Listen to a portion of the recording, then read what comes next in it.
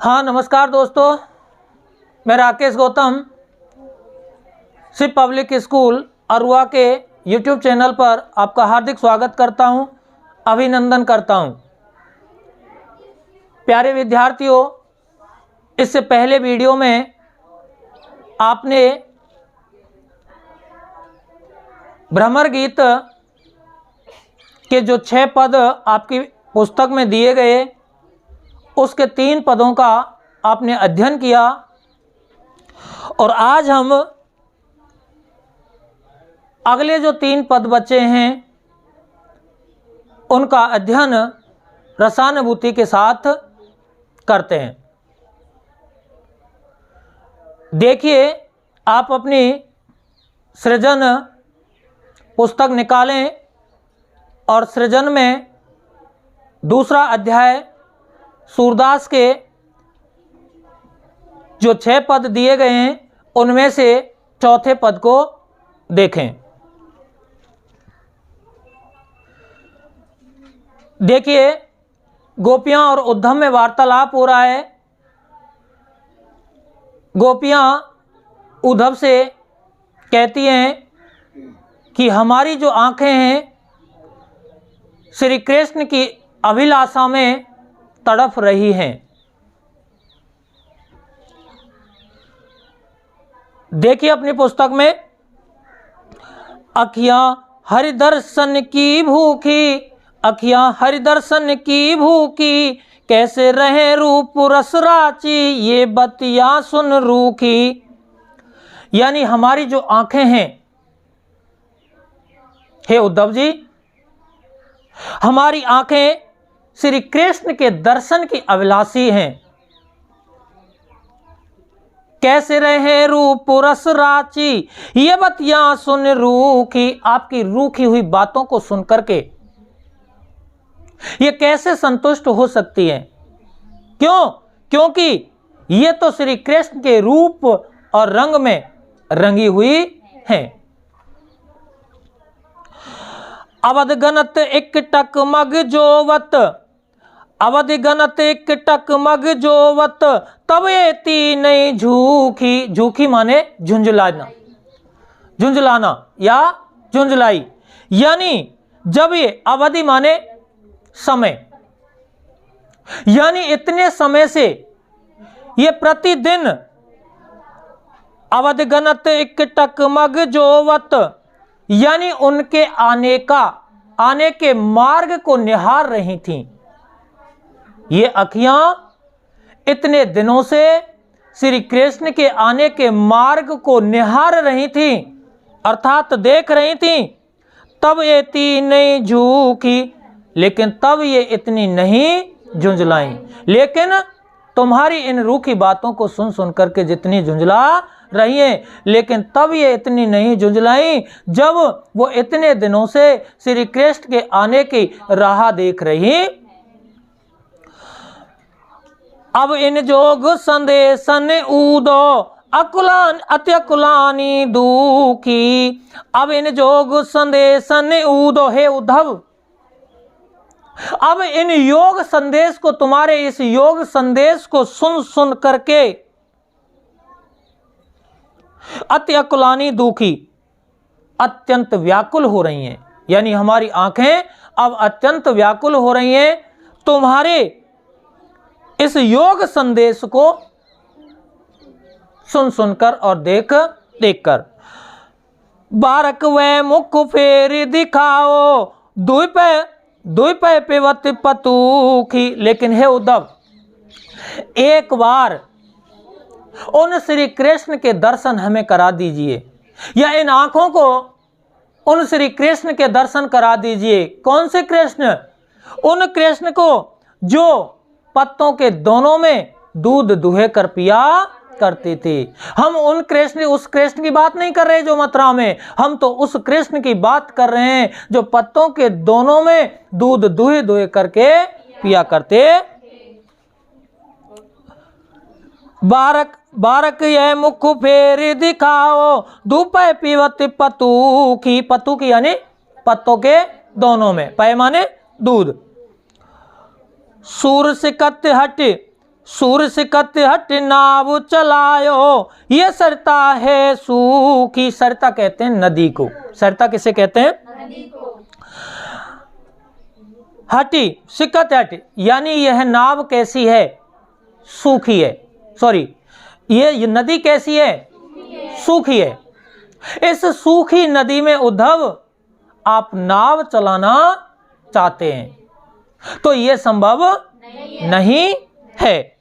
यानी क्या कहा? सूर सिकत हट नाव चलायो, ये सरता है सूखी। सूरदास जी कहते हैं कि गोपियां कह रही हैं कि उद्धव जी आप इस सूखी नदी में नाव चलाना चाहते हैं, तो वो संभव नहीं है। अर्थात यहां तुम्हारे योग संदेश की बातें चलने वाली नहीं हैं। नेक्स्ट अगला पद देखिए। और जब निर्गुण ब्रह्म की बात की उद्धव ने गोपियों से, तो उस पर ही सवाल जवाब करने लगी गोपियां और उद्धव से पूछने लगी। वाक चातुर्य में माहिर गोपियां कहने लगी कि उद्धव जी आप बताइए निर्गुण कौन है, कहाँ का रहने वाला है? जिस निर्गुण की आप बात कर रहे हैं, यानी जिस निर्गुण ब्रह्म की आप बात कर रहे हैं, वो है कौन, कहाँ का है? निर्गुण कौन देश को वासी, मद कर हंस समझाए साए देवूजत साच नहासी। उद्धव जी ये जो निर्गुण ब्रह्म की आप बात कर रहे हैं, ये कहाँ का रहने वाला है, किस देश का है? हम तो इसे नहीं जानती। उद्धव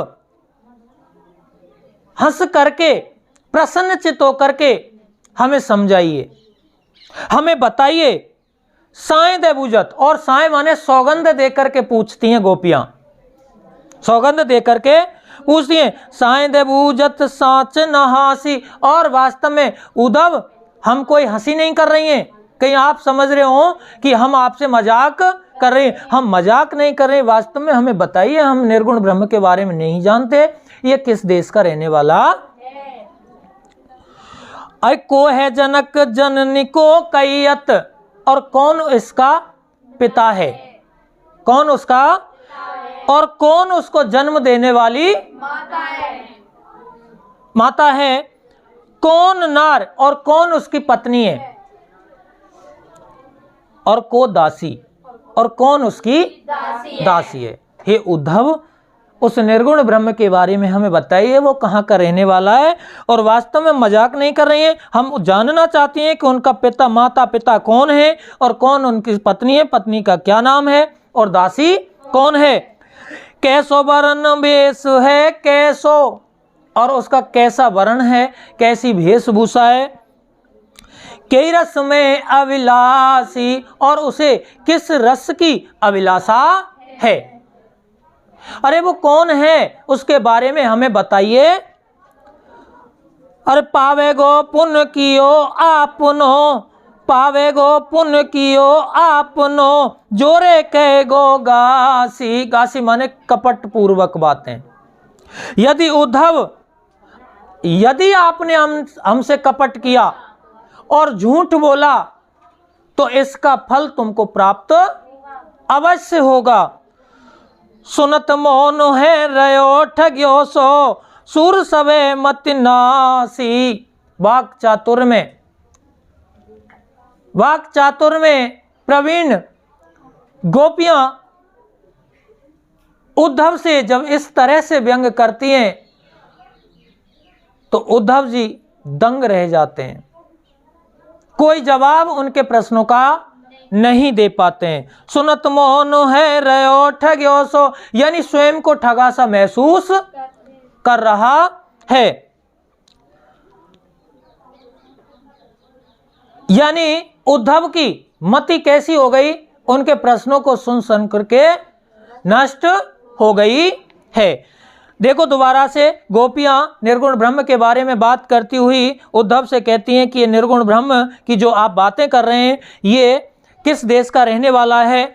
उद्धव जी हमें हंस करके समझाइए, हम आप वास्तव में मजाक नहीं कर रहे हैं, हाँ, और सौगंध देकर के उनसे पूछती हैं कि उनके माता पिता कौन हैं और कौन उनकी पत्नी है और उनकी दासी का क्या नाम है, उनकी जो वेशभूषा है वो कैसी है, निर्गुण की, निर्गुण ब्रह्म की वेशभूषा कैसी है, और उसे किस रस की अभिलाषा, अर्थात किस रस की उसे रुचि। लेकिन उद्धव, यदि आपने हमसे झूठ बोला, कपट किया, तो इसका परिणाम आपको भुगतना पड़ेगा। इन बातों को सुनकर के उद्धव जी मौन हो जाते हैं और स्वयं को ठगा सा महसूस करते हैं। अंतिम जो पद है बहुत मार्मिक और गोपियां अत्यंत व्यथित हैं, गोपियां व्याकुल हैं। वियोग श्रृंगार रस का प्रयोग इस पद में शानदार तरीके से किया गया।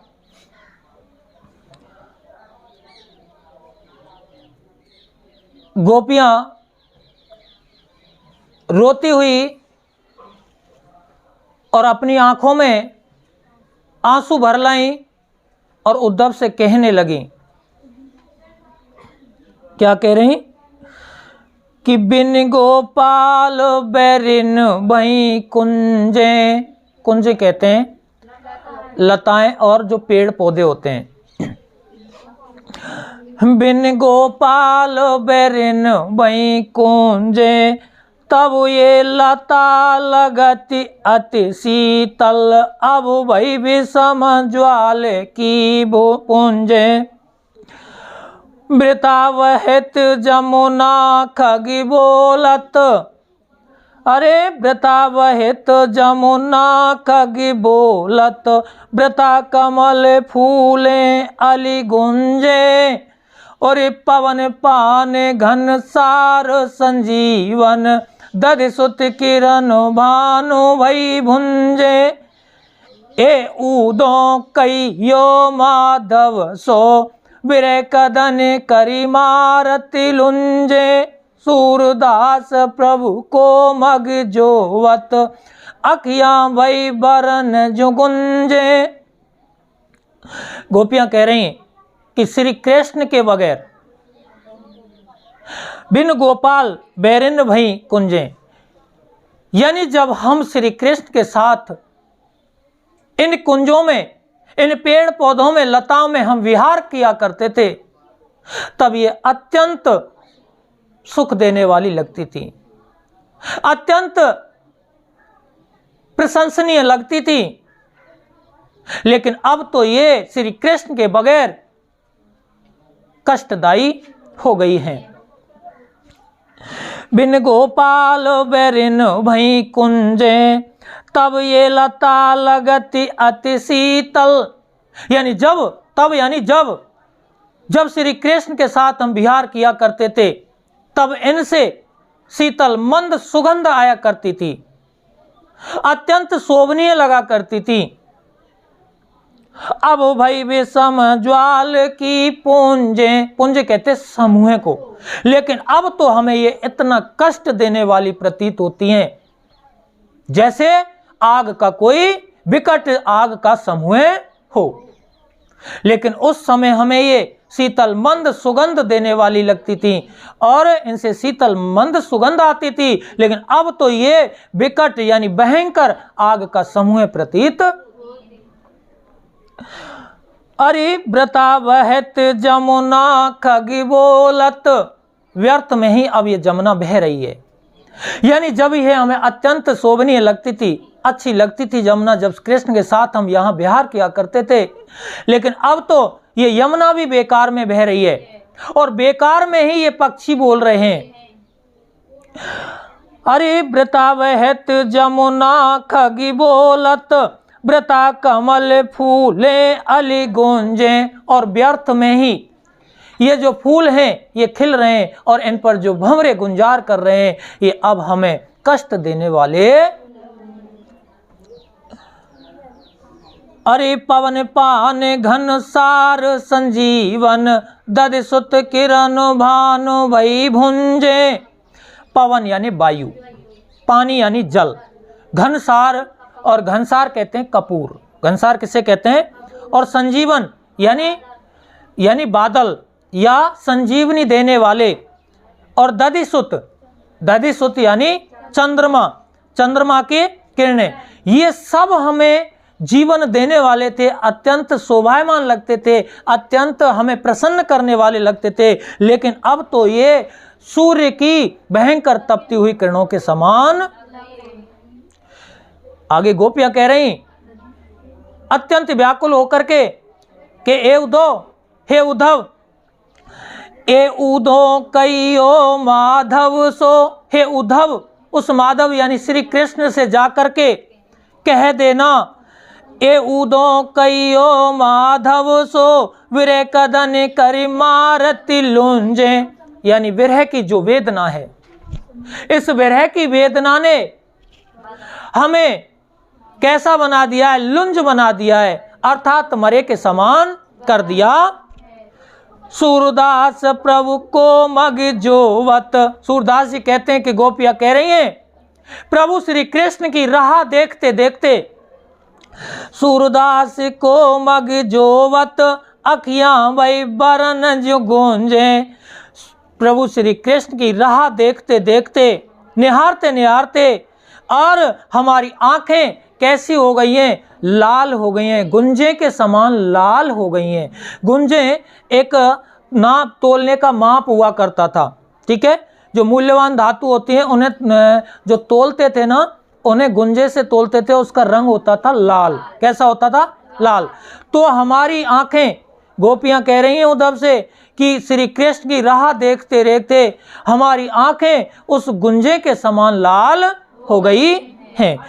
तो प्यारे विद्यार्थियों, एक बार और देख लो इस पद का कि गोपियां उद्धव से कह रही हैं कि श्री कृष्ण के बगैर हमारी आंखें, यानी श्री कृष्ण के बगैर हमें ये जो कुंज गलियां और कुंज लताएं, जो पेड़ पौधे हैं, वो कैसी लगती हैं, अत्यंत कष्टदायी लगती हैं। जो पहले हमें कृष्ण के साथ जब हम विहार किया करते थे तो ये हमें अत्यंत आनंददायक प्रतीत होती थी, लेकिन वही आज हमें कष्ट। जब ये लताएं हमें कैसी लगती थी, अत्यंत प्रिय लगती थी, इनसे शीतल मंद सुगंध आती थी, लेकिन अब तो ये विषम ज्वाल यानी भयंकर आग की लपटों के समान। गोपियां कह रही हैं कि अब तो ये यमुना भी वृथा यानी वैसे ही बेकार में बह रही है, और बेकार में ही ये पक्षी बोल रहे हैं, और जो कमल के फूल हैं ये भी बेकार में खिल रहे हैं, उन पर भंवरा जो गुंजार कर रहे हैं वो भी व्यर्थ में कर रहे हैं। देखो एक समय था जब हमें वायु, पानी और कपूर ये सब, और दधिसुत यानी चंद्रमा की जो किरणें, ये सब हमें कैसी लगती थी, अत्यंत प्रिय लगती थी, लेकिन आज यही हमें इतना कष्ट देने वाली प्रतीत होती हैं, जिस तरह से कोई सूर्य की तपती हुई किरणें हों। हे उद्धव जी, उस कृष्ण से जाकर के हमारे विरह वेदना की कह देना कि इस विरह वेदना ने तो हमें लुंज कर दिया है, अर्थात मरे के समान कर दिया है। सूरदास जी कहते हैं कि गोपियां कह रही हैं कि प्रभु की राह देखते देखते हमारी अखियां गुंजे के समान लाल हो गई हैं। तो प्यारे विद्यार्थियों, ये हमारा दूसरा अध्याय जो सूरदास के भ्रमर गीत से लिया गया था, ये आज पूरा हो जाता है, और नेक्स्ट वीडियो में हम अपने तीसरे अध्याय को पढ़ेंगे। Okay, thank you. एक बात विशेष सूचना आपके लिए, प्यारे विद्यार्थियों, आप ज़्यादा से ज़्यादा वीडियो को देखें, लाइक करें, शेयर करें, और यदि आप पहली बार इस चैनल पर पधारे हैं तो आप इसे सब्सक्राइब अवश्य करें, और सब्सक्राइब के साथ बेल आइकन दबाएं, और बेल आइकन दबाने से आपको फ़ायदा होगा, जब भी हमारा कोई नया वीडियो अपलोड होगा तो वह उसका नोटिफिकेशन सबसे पहले आपके पास पहुंच जाएगा। Thank you very good.